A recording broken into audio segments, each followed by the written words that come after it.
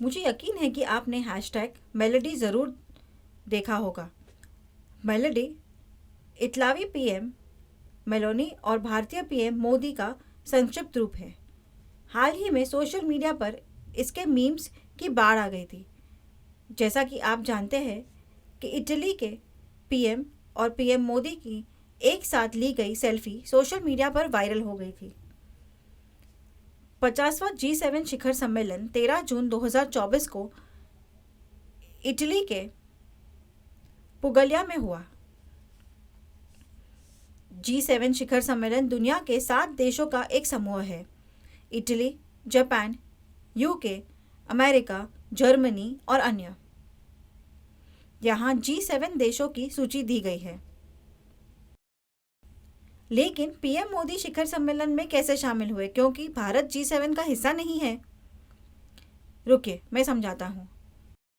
G7 शिखर सम्मेलन की मेजबानी करने वाली इतालवी प्रधानमंत्री किसी भी देश को भाग लेने के लिए आमंत्रित कर सकते हैं।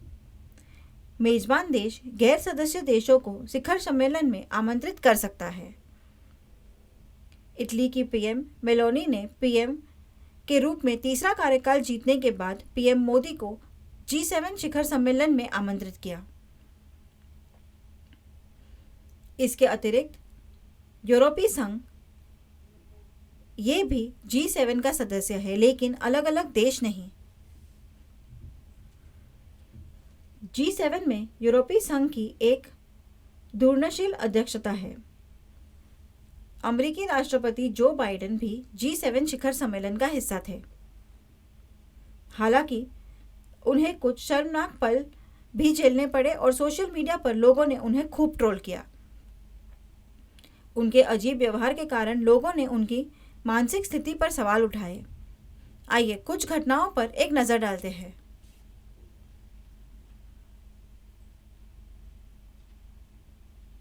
चौंकाने वाली बात यह है कि अमेरिकी राष्ट्रपति बाइडेन पीएम मेलोनी तक चलकर पहुंचे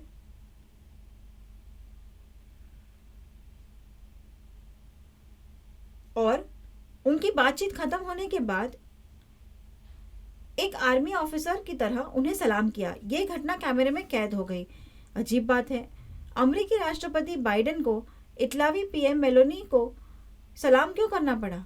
लोगों ने कमेंट की और बाइडेन के कार्यों का मजाक उड़ाते हुए पूछा कि क्या पीएम मेलोनी पहले अमेरिकी सेना में थी? पीएम मेलोनी विभिन्न देशों के राष्ट्रपतियों और प्रधानमंत्रियों के साथ G7 पैराशूट शो के लिए एकत्रित हुई थी।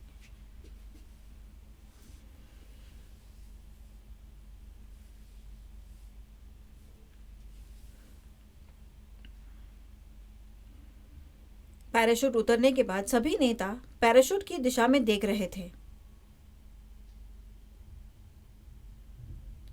लेकिन बाइडेन विपरीत दिशा में चले गए और बात करना और इशारा करना शुरू कर दिया, लेकिन वहां कोई नहीं था।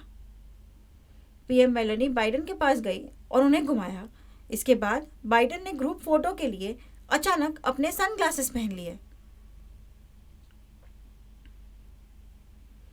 इतना अजीब कि बाइडेन भटक कर हवा में की बातें करने लगे। जब यूक्रेन के राष्ट्रपति वोलोडिमिर ज़ेलेंस्की शिखर सम्मेलन के राउंड टेबल सम्मेलन कक्ष में बैठे थे, राष्ट्रपति बाइडेन अंदर आए और उन्हें सलाम किया। हाँ, सलाम क्यों? पहले पीएम मेलोनी और अब यूक्रेन के राष्ट्रपति ज़ेलेंस्की। ये ज्ञात नहीं है कि ज़ेलेंस्की ने सलामी का जवाब दिया या नहीं, लेकिन सलाम क्यों? परंपराओं के अनुसार अमेरिकी सेना के अधिकारी अपने वरिष्ठों और राष्ट्रपति, जो सशस्त्र बलों के प्रमुख हैं, को सलाम करते हैं। लेकिन राष्ट्रपति का विश्व के अन्य नेताओं को सलाम करना अमेरिकी प्रोटोकॉल नहीं है। राष्ट्रपति बाइडेन ने ऐसा कुछ क्यों किया जो प्रोटोकॉल के विरुद्ध है?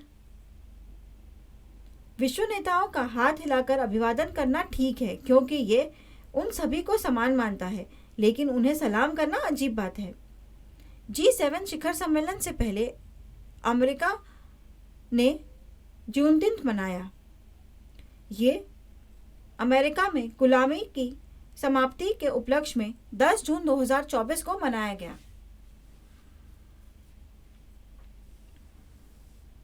हर कोई जश्न मनाने के लिए इकट्ठा हुआ था, लेकिन चौंकाने वाली बात यह थी कि कार्यक्रम के दौरान बाइडेन फ्रीज हो गए। जब संगीत बज रहा था तो एक अफ्रीकी अमेरिकी व्यक्ति बाइडेन के बगल में खड़ा था। ताली बजाते और संगीत पर थिरकते समय उन्होंने बाइडेन का असामान्य ठहराव देखा, इसलिए उन्होंने बाइडेन के कंधों पर अपना हाथ रखा और बातचीत शुरू की। इसके बाद बाइडेन मुस्कुराए। कोई नहीं जानता कि बाइडेन क्यों स्तब्ध हो गए थे। फ्रांस डी डे मनाता है, जिसका ऐतिहासिक जुड़ाव है। मैं आपको संक्षेप में बताता हूं।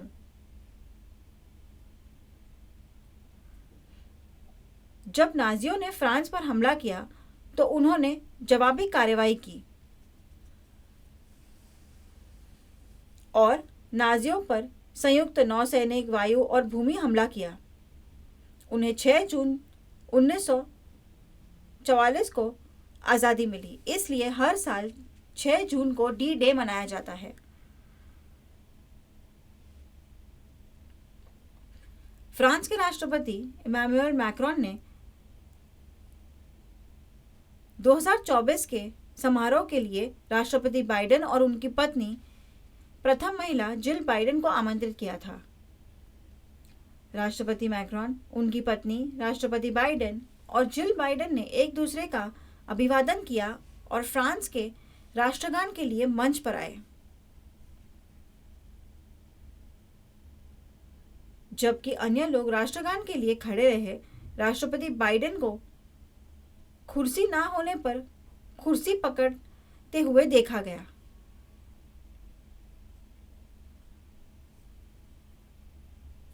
जिल ने अपना मुंह ऐसे ढका जैसे कि खुजली हो रही हो। हालांकि लोगों ने कहा कि जिल ने शर्मिंदगी के कारण अपना मुंह नहीं ढका था, बल्कि बाइडेन को अभी न बैठने की याद दिलाने के लिए छुपाया था। इसके बाद बाइडेन ठिठक गए। राष्ट्रगान के बाद राष्ट्रपति मोरक्को से हाथ मिलाने के बाद राष्ट्रपति बाइडेन फिर भ्रमित दिखे।